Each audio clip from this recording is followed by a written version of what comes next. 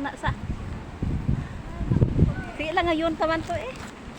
Bakit iniiwan mo kami? Iban mo kasi.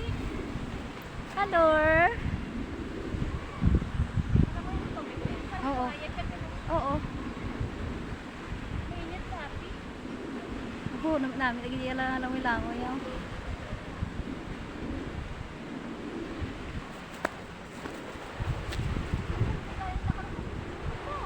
Ay, di duwa kami malangoy duwa eh. Manok na na yung natukob.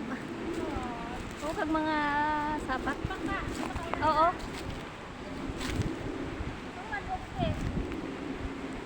Magtukbanay lang duwa eh. Panay sila. Oo. Dun sa matakas sa liwat to.